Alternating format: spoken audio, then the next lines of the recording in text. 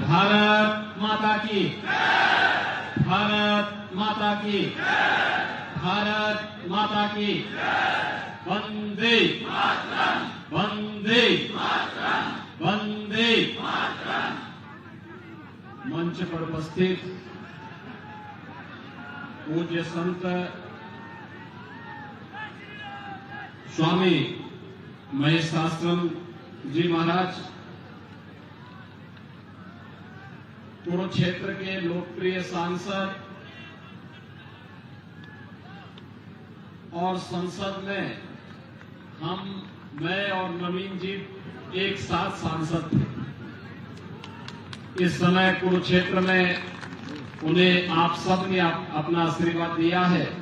ऐसे नवीन जिंदल जी उत्तर प्रदेश सरकार में मेरे साथ सहयोगी मंत्री के रूप में जिन्होंने बेहतरीन कार्य किया और इस समय यहां पर चुनाव प्रभारी के रूप में जनपद यमुनानगर में आपकी सेवा के लिए कार्य कर रहे हैं। ऐसे श्री सुरेश राणा जी विधानसभा रादौर से भारतीय जनता पार्टी के प्रत्याशी, अति अनुभवी नेता श्री श्याम सिंह राणा जी, चुनाव प्रभारी श्री नरेंद्र सिंह राणा जी, पूर्व सांसद और उत्तर प्रदेश विधान परिषद के सदस्य श्री सतपाल सिंह सैनी जी, सुरेंद्र सिंह चीमा जी, कृष्ण सिंगला जी, हरपाल कंबोज जी, वीरेंद्र मुंजाल जी, रवि मोदगिल जी, हरिवंश सैनी जी, रणधीर राणा जी, ईश्वर सिंह जी, मदन चौहान जी और भारी संख्या में आज यहां पर उपस्थित रादौर विधानसभा क्षेत्र से जुड़े हुए सभी मेरे उपस्थित बहनों और भाइयों,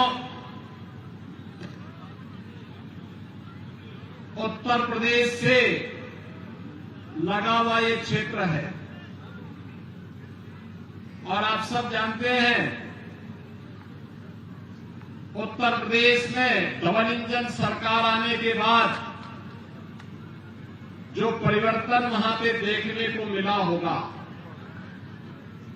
बहनों और भाइयों, पहला परिवर्तन था जिसकी ओर आपके लोकप्रिय प्रत्याशी श्री श्याम सिंह राणा जी ने ध्यान आकर्षित किया कि अयोध्या धाम में 500 वर्षों का इंतजार समाप्त करके प्रभु रामलला फिर से अयोध्या धाम में विराजमान हो गए हैं। बहनों और भाइयों, जिस प्रभु राम की अयोध्या धाम में फिर से विराजमान होने के मार्ग में कांग्रेस सबसे बड़ी बाधा थी। 1947 से लेकर के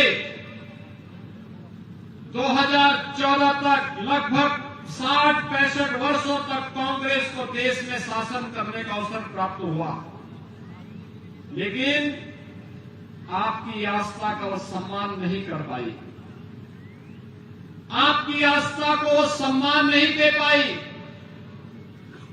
भारत की आस्था के साथ खिलवाड़ करना उसके लिए से लगता था जैसे उसका जन्म सिद्ध अधिकार हो गया हो, और इसीलिए तो राम मंदिर के मार्ग में बाधा बनती रही।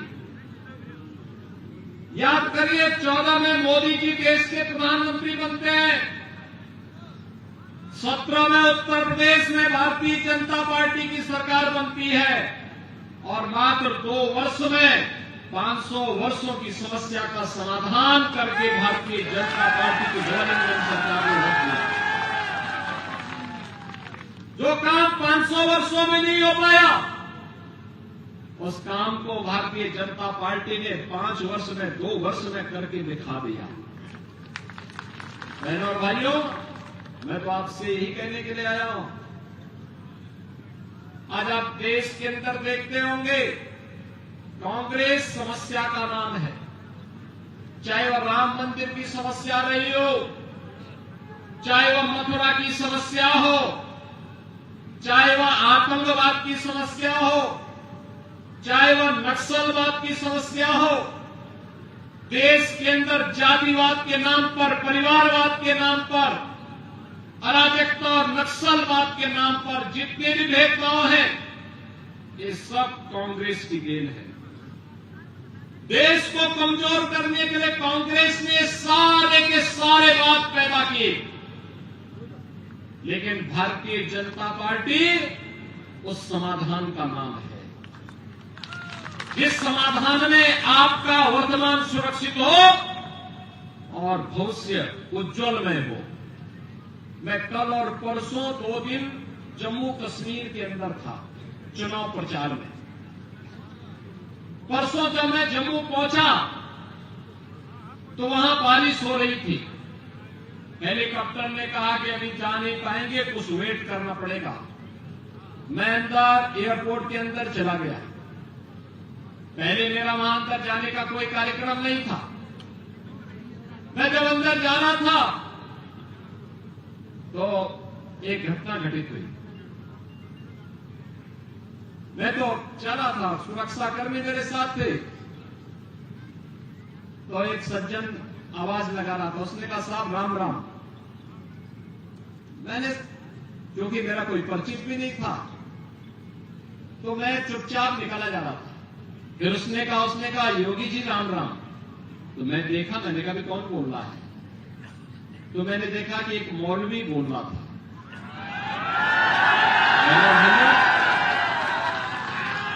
मुझे एहसास हो गया ये आर्टिकल 370 हटने का इम्पैक्ट है। और अब ये समझ में आ रहा है कि अगर हम बटे नहीं होते ना, तो न राम मंदिर टूटता, न जन्मभूमि, कृष्ण जन्मभूमि पर कोई दूसरा गुलामी का ढांचा खड़ा होता, और न ही देश को गुलाम होना पड़ता। कभी नहीं होता। और ये मजबूत और सुदृढ़ सरकार लाइए जो कल तक राम मंदिर का विरोध कर रहे थे, कृष्ण जन्मभूमि का विरोध कर रहे थे, यही लोग सड़कों पर हरे रामा हरे कृष्णा का भजन गाते हुए दिखाई देते। बहनों भाइयों, मैं आप सबको यही कहने के लिए आ जाया हूं। आपके बगल में तो उत्तर प्रदेश है, यमुना के उस पार, और आज से 7-7.5 वर्ष से पहले क्या स्थिति थी उत्तर प्रदेश की? गुंडागर्दी चरम पर थी। और तीसरे दिन दंगा होता था, बड़े बड़े दंगे होते थे, महीनों महीनों कर्फ्यू लगा रहता था। न बेटी सुरक्षित थी, न व्यापारी सुरक्षित था। अन्नदाता किसान की फसल खड़ी होते ही कोई दूसरा काट के लेके चला जाता था। पलायन हो रहा था यूपी से, और 7.5 वर्ष में कोई दंगा नहीं हुआ। आपने देखा होगा यूपी के अंदर दंगा बंद। और बहनों भाइयों, यूपी का दंगा बंद। दंगाई या तो जेल के अंदर है या जहन्नुम की यात्रा में जा चुके हैं। बाकी दूसरा कुछ भी नहीं है। ये तभी हो सकता है जब डबल इंजन की सरकार मजबूती के साथ चले। हरियाणा में पिछले 10 वर्ष में डबल इंजन सरकार ने विकास किया है, सुशासन का एक मॉडल दिया है। कांग्रेस जिसने माफिया को यहां पर पनपाने का काम किया था, माफिया राज हर हाल में दिया था। संगठित अपराध में लिप्त माफिया रहे हो, खनन माफिया रहे हो, भू माफिया रहे हो, पशु माफिया रहे हो, वन माफिया रहे हो, कौन ऐसा माफिया है जिसका थप्पा कांग्रेस के ऊपर न लगा हो? बहनों और भाइयों, इस माफिया राज से मुक्ति चाहिए तो भारतीय जनता पार्टी एकमात्र विकल्प है, एकमात्र विकल्प है। आस्था को सम्मान चाहिए तो भारतीय जनता पार्टी एकमात्र विकल्प है। अगर भारतीय जनता पार्टी, आने दो भाई, संत जी को आने दो, आने को मंच पे आने दो बुजुर्ग संत।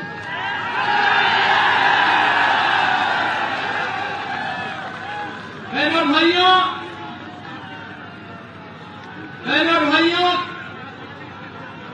अगर भारतीय जनता पार्टी है तो आपकी आस्था का सम्मान है। भारतीय जनता पार्टी है तो सुरक्षा की गारंटी है। भारतीय जनता पार्टी है तो विकास की गारंटी है। भारतीय जनता पार्टी है तो रोजगार की गारंटी है। भारतीय जनता पार्टी है तो गरीब कल्याण की गारंटी है। याद करिए, पाकिस्तान में लोग 1 जून रोटी के लिए तरस रहे हैं और भारत 80 करोड़ लोगों को फ्री में राशन की सुविधा का लाभ दे रहा है। वहां पे एक एक व्यक्ति तड़प तड़प करके मर रहा है और भारत 60 करोड़ लोगों को 5 लाख रुपए की आयुष्मान भारत की सुविधा का लाभ दे रहा है। पाकिस्तान में लोग भूखों मर रहे हैं, आतंकवाद से मर रहे हैं। भारत के अंदर हर व्यक्ति को सुरक्षा भी है, सम्मान भी है। भारत के अंदर 12 करोड़ गरीबों के घर में शौचालय बन गए। 12 करोड़ गरीबों को, 12 करोड़ अन्नदाता किसानों को किसान सम्मान निधि का लाभ मिल गया है। 10 करोड़ गरीबों के घर में उज्ज्वला योजना की रसोई गैस का सिलेंडर आ गया है। 4 करोड़ गरीबों के मकान बन गए हैं। विकास और लोक कल्याण का एक कार्यक्रम केवल यहीं पे रुका नहीं है। इस अभियान को निरंतरता देनी है और निरंतरता के लिए तभी संभव है जब डबल इंजन की सरकार होगी। डबल इंजन की सरकार। मैं आपको धन्यवाद दूंगा कि आपने लोकसभा चुनाव में श्री नवीन जिंदल जी को चुनाव जिता करके भेजा। आज वे आपके लोकप्रिय सांसद हैं। बहनों और भाइयों, नवीन जी 2004 से 14 तक हम लोग साथ साथ संसद में थे और मैंने इनका कार्य देखा नजदीक से। कितनी संजीदगी के साथ कार्य करने वाले हैं। इन्होंने पूरी मजबूती के साथ कार्य किया। भारत के आन मान और शान की लड़ाई, तिरंगा के लिए इन्होंने सुप्रीम कोर्ट तक लड़ाई लड़ी थी और कहा था कि हर व्यक्ति को तिरंगा लगाने का अधिकार मिलना चाहिए। और बहनों भाइयों, आज तिरंगा हर एक के पास है। इनके पास, इनके द्वारा अपने स्वयं के परिवार के सहयोग से जो संपत्ति अर्जित की गई, परिश्रम से संपत्ति अर्जित की गई, लोक कल्याण के कार्यक्रमों को अनेक जगहों पर स्वास्थ्य के लिए, शिक्षा के लिए, स्पोर्ट्स के लिए अनेक कार्यक्रम इनके द्वारा संचालित किए गए। और आज भी उसी सरलता, सहजता के साथ आज भी वे कुरुक्षेत्र संसदीय क्षेत्र के माध्यम से जनता जनार्दन की सेवा के लिए पूरी तत्परता के साथ कार्य कर रहे हैं। बहनों और भाइयों, ऐसी लोकप्रिय जोड़ी मिलना बहुत कठिन है। सांसद के रूप में श्री नवीन जिंदल जी और आने वाले विधायक के रूप में श्री श्याम सिंह राणा जी। सज्जनता जिनके कार्यों में झलक रही हो, जिनके एक एक कार्यों में झलक रही हो। कितनी सज्जनता के साथ वे कह रहे थे कि मैं प्रतिदिन 3 गांवों में भ्रमण करता था। ये चीजें दिखाती हैं कि बहनों और भाइयों, सच्चा जनप्रतिनिधि अपना सब कुछ सुख और वैभव को त्याग करके जनता जनार्दन की सेवा के लिए इसी समर्पण भाव के साथ कार्य करता है। जैसा यहां पे श्री श्याम सिंह राणा जी ने 14 से 19 के बीच में करके दिखाया है। और इसलिए बहनों और भाइयों, आज मैं आप सबसे अपील करने के लिए आया हूं हरियाणा में फिर से ये डबल इंजन की सरकार बने। श्री नायब सिंह सैनी जी को भारतीय जनता पार्टी ने, प्रधानमंत्री मोदी जी ने आशीर्वाद देकर के हरियाणा का मुख्यमंत्री बनाया है। उनको पूरा समय आगे आने वाले समय में मिल सके, इस दृष्टि से आवश्यक है कि एक एक सीट पर भारतीय जनता पार्टी का कमल खिलता हुआ दिखाई देना चाहिए। बहनों और भाइयों, जो विकास 10 वर्षों में हुआ है कनेक्टिविटी का हरियाणा के अंदर, मेट्रो के लिए, हाईवे के लिए, एक्सप्रेसवे के लिए, यहां पर जो तमाम प्रकार की संस्थाएं खुली है, 1 डिस्ट्रिक्ट 1 मेडिकल कॉलेज का, एम्स का, IIT का, IIM का, ये सभी विकास की प्रक्रिया अनवरत बहती हुई आगे बढ़नी चाहिए। इसके लिए प्रत्येक विधानसभा क्षेत्र में भारतीय जनता पार्टी का प्रत्याशी विजयी बनकर के जाना। और इसके लिए मैं आप सबसे अपील करूंगा कि कुरुक्षेत्र संसदीय क्षेत्र से ही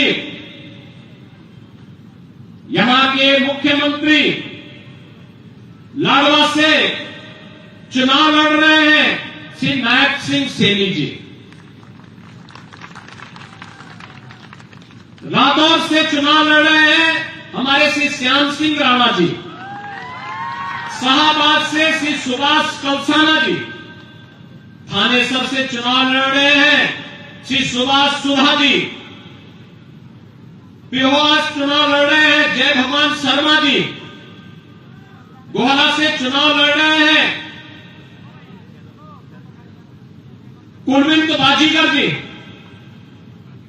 कलावत से श्रीमती कमलेश डारा जी, कैथल से श्री लीलाराम गुजर जी और पुंडीरी से है श्री सतपाल जावा जी। एक से एक प्रत्याशी हैं।